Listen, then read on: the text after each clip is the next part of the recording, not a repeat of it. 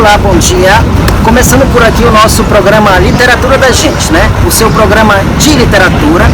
Nós estamos hoje aqui num cenário maravilhoso, aqui na Balsa Amarela, recebendo um convidado muito especial, o João Pinto, que é um escritor, romancista, contista, e hoje ele vai nos brindar com uma conversa maravilhosa sobre as suas obras literárias, né? Que é Contos de uma Aula no Vermelho, que é um livro de contos, né? E esse outro romance, As Pedras Doentes da Rua do Fio, que é um romance. Então o João está aqui com a gente, hoje vai conversar, né, João? Muito prazer tê-lo presente aqui hoje, no Literatura da Gente. E João, a gente vai começar com essa obra aqui, João, Contos de uma Aula no Vermelho. Eu confesso que eu ainda não li essa obra, né? Eu li o seu romance, mas estou muito curiosa e certamente o público que nos está vendo vai ficar muito curioso também em saber do que se trata, né? Contos de uma Aula no Vermelho. Uma vez que você é um professor aposentado, né? E que viveu mesmo essa coisa do educador na pele. E você trouxe essa experiência, essa vivência de educador para essa obra. Conta um pouquinho sobre essa experiência aqui. Bem, Contos de uma Aula no Vermelho. Primeiramente eu quero agradecer a equipe do programa Literatura da Gente. Esse livro, ele surgiu após uma inquietação de experiências que eu tive na sala de aula com alunos, professores. Todo o quadro da escola me tocava, porque a gente vivia num ambiente onde havia o sonho no rosto do aluno, mas também a dor por a gente viver num ambiente sombrio, às vezes triste, e que não daria perspectiva para o aluno crescer após sair desse cenário.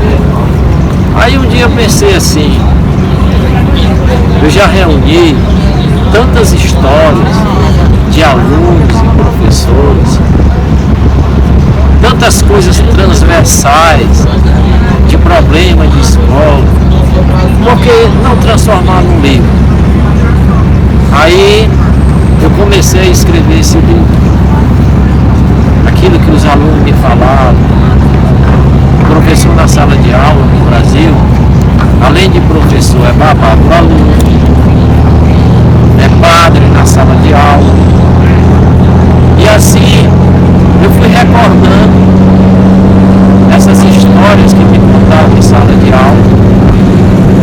E não havia outro canal mais importante para reproduzir esses 40 anos de sala de aula do que fazer um depoimento desse submundo da escola.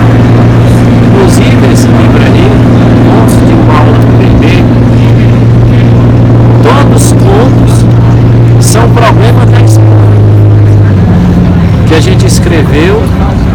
Eu levava alguns desses contos que eu já havia escrito, eu levava para a sala de aula e os alunos adoravam, porque era o ambiente dele que estava descrito dentro do livro. Então essa foi uma experiência muito importante na minha vida de escritor, em fazer um depoimento desses problemas da sala de aula. Foi muito proveitoso e o livro tem uma linguagem criativa, aonde o aluno se sente ambientado dentro dessa linguagem, porque é o mundo dele da sala de aula, as dificuldades que ele sente, desde ir a um banheiro e lá encontrar sujeira, desde aparecer um professor que não cuida bem das aulas também.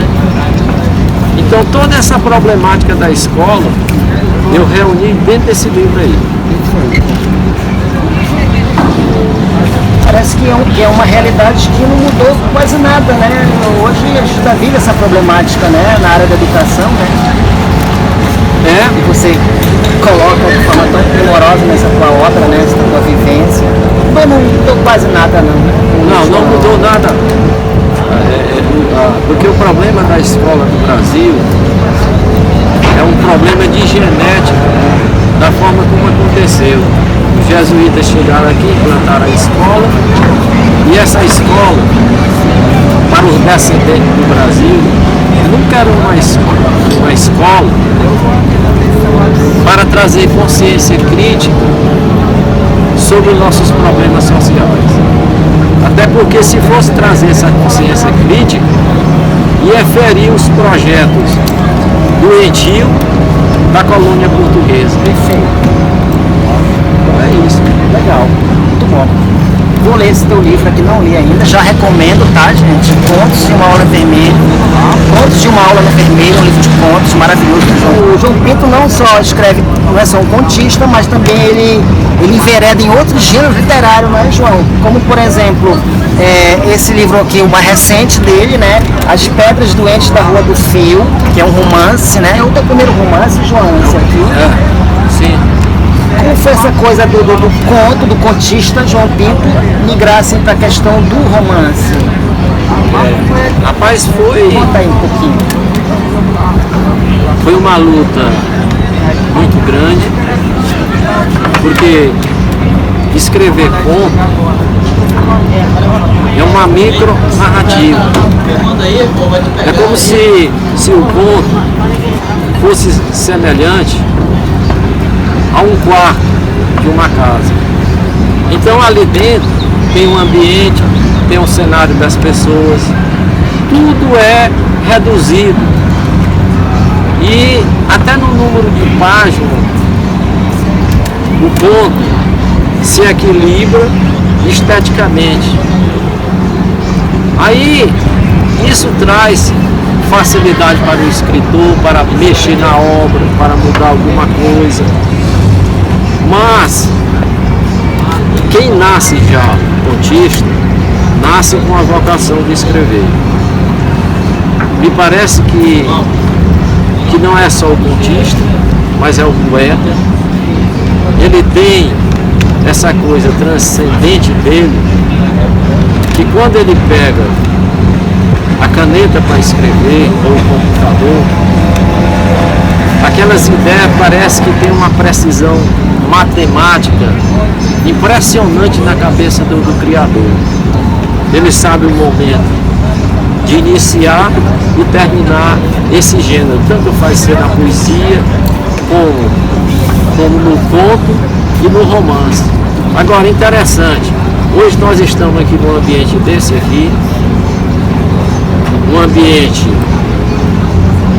aonde inspirador, não é, João? Um ambiente inspirador. Olha que lindo, olha esse sol. Da construção de contos, não é somente esse livro, mas como foi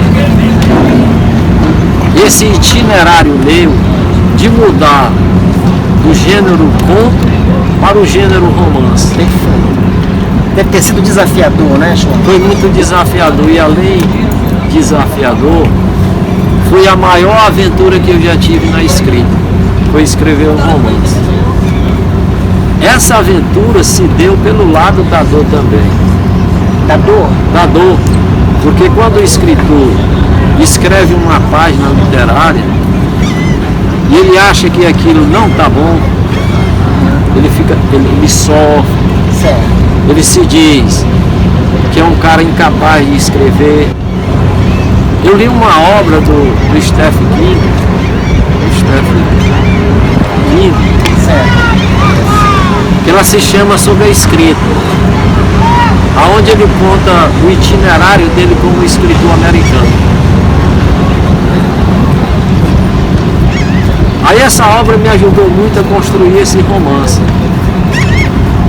Aí eu me lembro quando eu escrevi a primeira parte desse romance, e quando o João Vivim sai aposentado aqui do Amazonas e vai para o cenário da doença da mãe, que é o mal de Alzheimer. Vocês sabiam que esse romance aqui o tema principal é o Alzheimer. Perfeito, eu já ia comentar sobre isso. Eu lendo o seu romance, eu percebi que a temática gira em torno dessa doença, né, do Alzheimer. Fala um pouco disso aí, João. Por que essa preocupação com o Alzheimer? De repente esse tema está inserido aí na sua obra. Então é o seguinte, quando a gente escreve um livro, é um projeto de assunto diferente.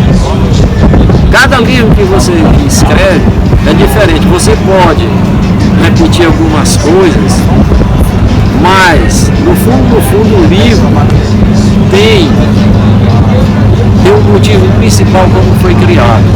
Esse livro aqui, porque eu sou descendente de uma família de mal de Alzheimer. A minha família, por parte do meu avô materno,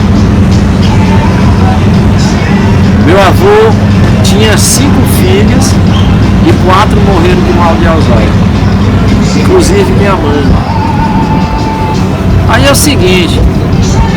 Aí eu pensei o seguinte, li vários livros sobre o mal de Alzheimer. O mal de Alzheimer é produzido por uma proteína chamada beta-caroteno, que todo mundo tem essa proteína na cabeça, e quando ela cresce desordenadamente, cria o mal de Alzheimer. Aí é o seguinte, eu digo, eu vou escrever um livro sobre essa minha inquietação de descendente de mal de Alzheimer, mas eu não queria fazer um livro para contar a história da minha mãe, que não tinha mais razão, que ela já havia morrido, eu não fui cuidadora dela, foi uma irmã minha no Piauí. Aí eu criei um personagem, João Vivim, e transferi para ele essa ideia concreta, mas também abstrata, sobre o mal de Alzheimer.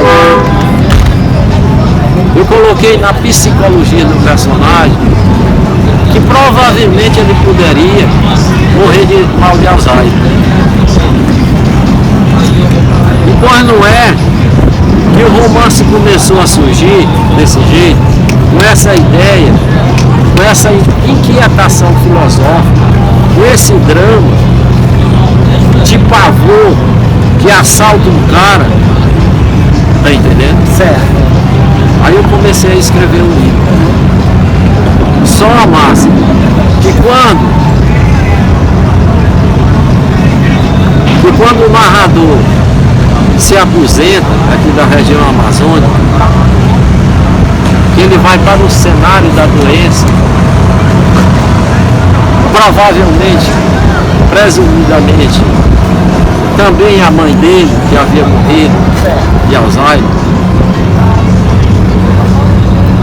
ele vai com toda essa carga emotiva para se conservar dessa doença e não ser uma pessoa que vai contrair mais tarde essa doença geneticamente.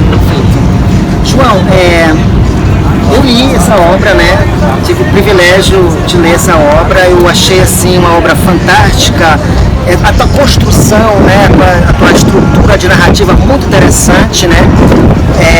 O discurso, a fala dos personagens, né? Tu se apropria de fato de uma narrativa moderna mesmo, né? Porque tem uma hora assim que o leitor vai ficar meio assim, pô, quem está falando aqui, quem está falando ali, né? Vai se perder, né? Às vezes ele se perde, mas ele vai, mas ao mesmo tempo vai se encontrar. Ele se encontra. Não há uma maneira do leitor se perder, né? No discurso que você se insere na tua obra. Eu achei isso maravilhoso. Outra característica que eu percebi nas pedras do da Rua do Fio foi justamente esse corte temporal, né? Tu começa narrando o romance do Seu Vivim com uma prostituta, né? E isso lá em Uberlândia,